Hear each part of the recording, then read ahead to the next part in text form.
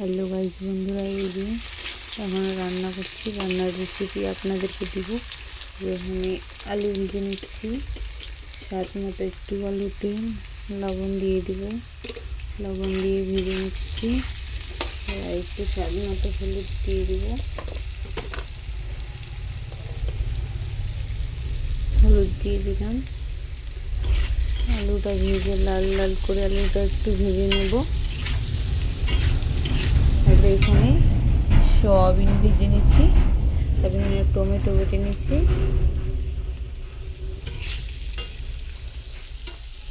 Soybean তরকারির জন্য এখানে টমেটো কুচি কুচি করে কেটে নিয়েছি। এখানে আদা রসুন বাটা, এটা পেঁয়াজ, এটা লঙ্কা।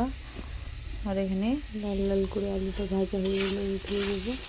ভাজা হয়ে গেছে। পেঁয়াজ রসুন আদা বাটা লঙ্কাটা দিয়ে দিলাম।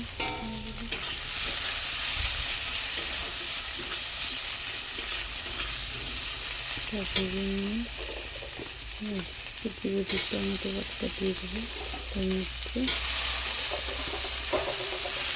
ভেজে নেবো আলাদা করে।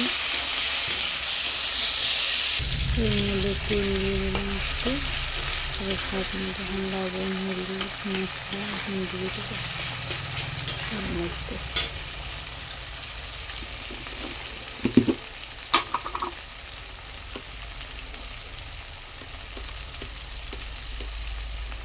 দিয়ে দিলাম লবণ।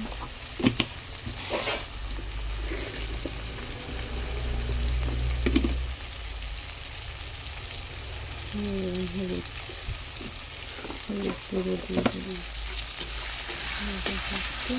ভেজে নেব।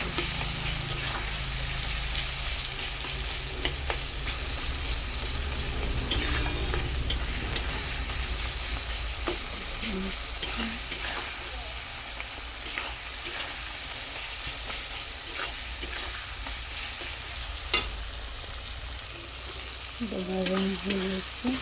এর মধ্যে ভাজে রাখা আলুগুলো দিয়ে দেবো।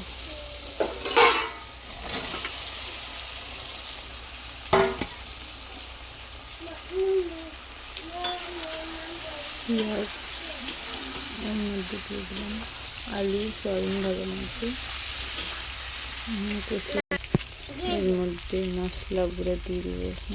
স্বাদ মতো ভালো করে এটাকে নেড়ে নেবো। এখন নেড়ে করে স্বাদ মতো হবে। তারপরে জল দিয়ে কষিয়ে নেবো। এটা কষিয়ে নেবো। আপনারাও চাইলে এমন করে রান্নার রেসিপি রান্না করতে পারেন।